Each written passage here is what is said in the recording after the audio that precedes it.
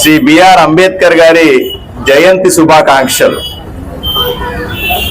ఆయన పుట్టినరోజు పండగ దేశానికంతా పండగ, బడుగు బలహీన వర్గాలకందరికీ పెద్ద పండగ.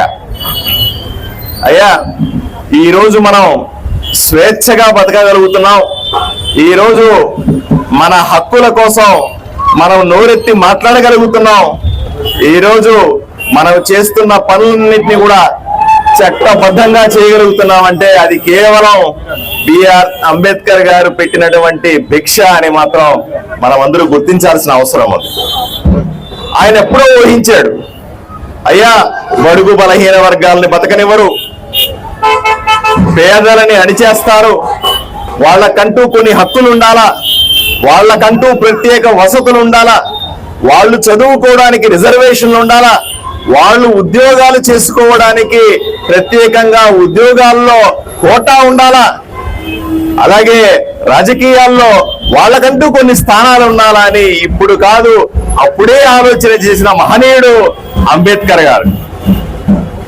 ఈరోజు ఆయన రాసిన రాజ్యాంగం ప్రకారంగా, ఆయన రాసిన నియమ నిబంధనలు లేకపోతే మనం ఈ రకంగా స్వేచ్ఛగా బతికే వాళ్ళమా అని ఒకసారి ఆలోచన చేసుకోవాలి.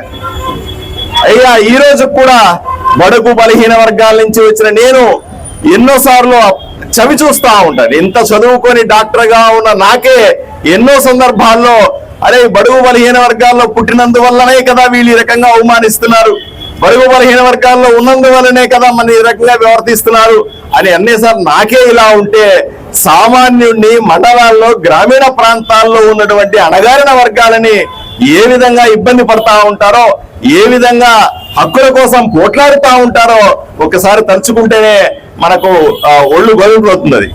అయ్యా, ఇప్పటికైనా నాకు ప్రత్యేకమైన కృతజ్ఞతలు చెప్తాను. ఎన్నో దళిత సంఘాలు ఉన్నాయి, ఎన్నో బీసీ సంఘాలు ఉన్నాయి, ఎన్నో రకాలైనటువంటి అణగారిన వర్గాలకు సంబంధించిన సంస్థలు ఉన్నాయి. ఇవన్నీ కూడా నిరంతరము హక్కుల కోసం ఎప్పుడో అంబేద్కర్ గారు ఇచ్చినటువంటి పరిస్థితి ఎంత దారుణంగా ఉందో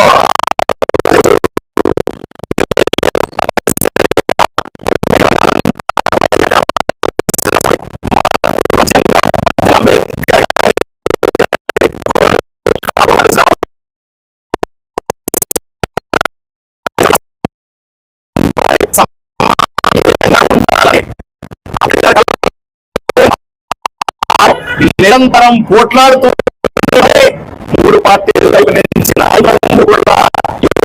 హామీ ఇస్తా ఉన్నాం. నేను వ్యక్తిగతంగా అంబేద్కర్ గారి ఆశయాల కోసం జీవిస్తానని, ఆయన ఇచ్చినటువంటి ఆలోచనల కోసం మరణిస్తానని ఈ సందర్భంగా మీకు ప్రమాణం చేస్తూ సెలవు తీసుకుంటాను. ధన్యవాదాలు. జై భీమ్.